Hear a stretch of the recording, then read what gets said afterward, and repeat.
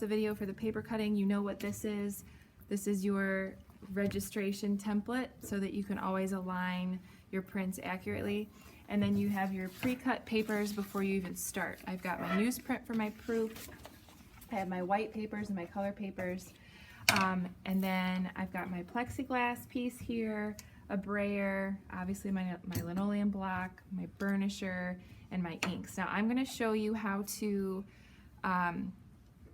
use red and green ink to make a dark ink, because this is our only black ink that we have. Mrs. Kozel and I made a mistake and realized that we didn't have more black ink. Now, I want you to start with the black ink. When you do begin, use whatever we have, and when it's gone, then we can use the red and green. It'll give you the same nice dark result.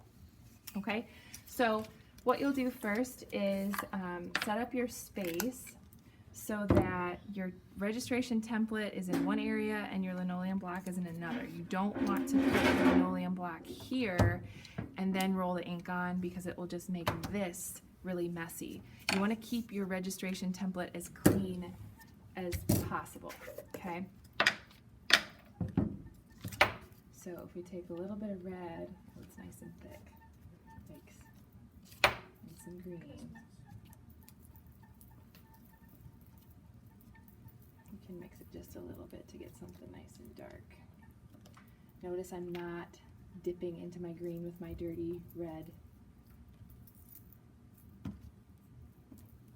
stick, right? Okay, you can mix it up a little bit. It doesn't have to be exactly a dark black. It just needs to be dark. Now, the toughest part about this is getting the ink to roll out accurately. So you want to start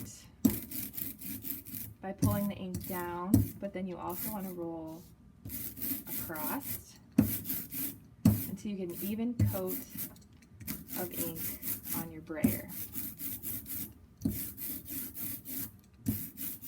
Do you hear that sound? That's a good sound.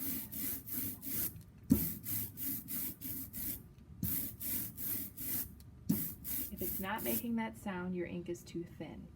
And there's a texture to this too. It has this kind of dimpled texture, or like orange peel texture. That's what you want as well. If you don't have that, or if there's a lot of texture or not enough, then your ink could be too thick or too thin. So it's made a nice dark kind of sepia color. So then you're going to roll your plate one direction, re-ink possibly a little bit, and then go the opposite direction. Notice I have newspaper on the space so that if I do get ink off onto it, it's just easy to clean up.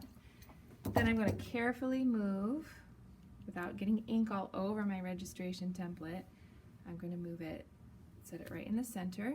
Okay, I'm going to take my newsprint first, because I'm going to create which type of print first. What's it called? Proof. Your proof is the very first print you ever make off of your plate. And then you are going to very carefully align. If you're right-handed like me, I do it from the left side. If you're left-handed, it might be easier to do it from the opposite way. But I'm lining up my left top corner and my bottom left corner. And then I'm going to let it fall.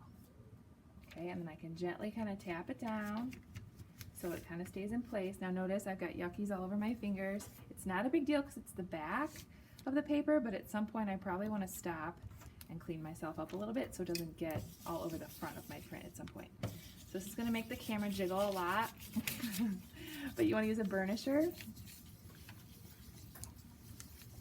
which can be a spoon, or you can use the actual burnishing tool.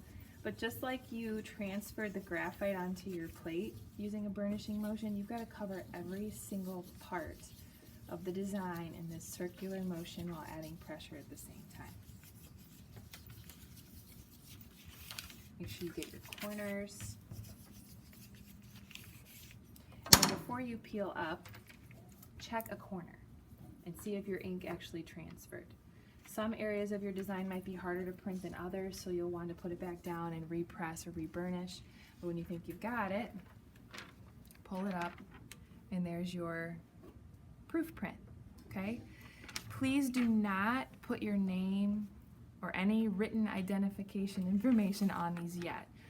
It's your design, we know who it belongs to. You're gonna put it on the drying rack to dry. When all of your prints are done,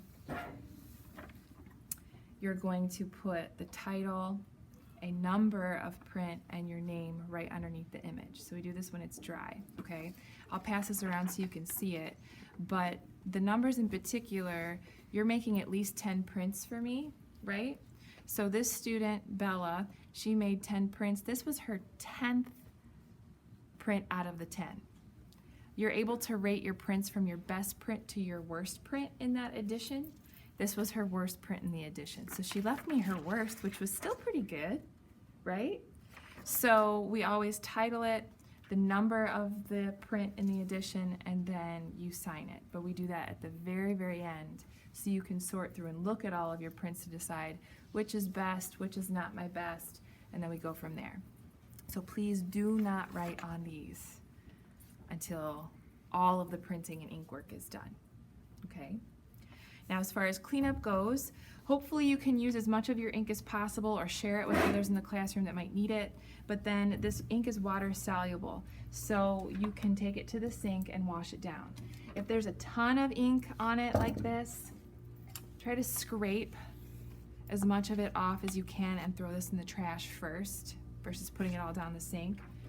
Wash it in the sinks with a rag. The brayers get really tough to wash. Some of the ink will actually splash up underneath this bar here. So try to get the rag up under there to wash it off. Because it's water soluble, if someone takes this next class and uses it with their inks, it can mix in with their ink colors if it's not washed off entirely. So we've got to be really careful with that. Then dry everything off and put everything back. Your linoleum block can, same thing. Wash it with water, dry it off, save it for next class for printing.